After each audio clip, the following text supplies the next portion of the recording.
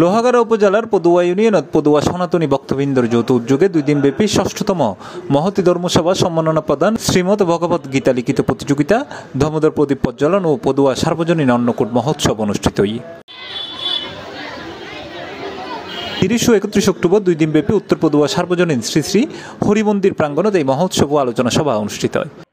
অনুদানে আমরা মন্দিরটা করতেছি বা লক্ষ লক্ষ টাকা খরচ করতেছি, শুধু মন্দিরটা আমরা করলে হবে না। যে আজীবন দাতা সদস্য নির্বাচিত হয়েছেন সেই সম্মাননা স্মারকটি প্রদান করার জন্য সবিনয় অনুরোধ জানাচ্ছি।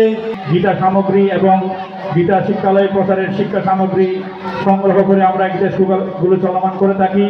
যেনে শুক্রবার মহোৎসবত মহান অতিথি হিসেবে উপস্থিত আছেন টঙ্কাবতীর কুল শ্রী শ্রী হরিমন্দির উন্নয়ন কমিটির সভাপতি স্বপন কুমার দাস।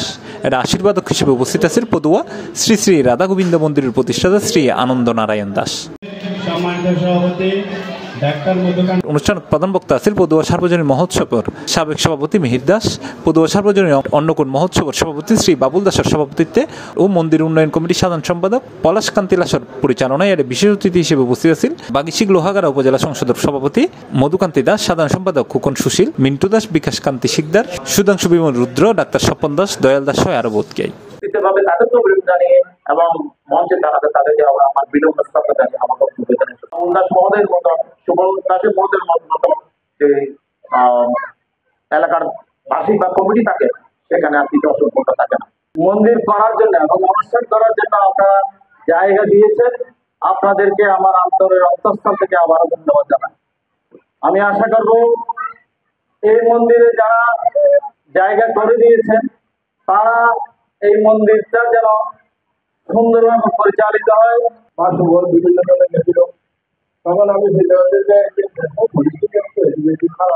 আলোচনা শেষে লিখিত গীতা প্রতিযোগিতায় অংশগ্রহণকারী প্রায় 4 শতাধিক শিক্ষার্থীদের মধ্যে পুরস্কার বিতরণ গরিবের মধ্যে দিয়ে অনুষ্ঠানের সমাপ্তি ঘটে। C+ TV, Chittagong.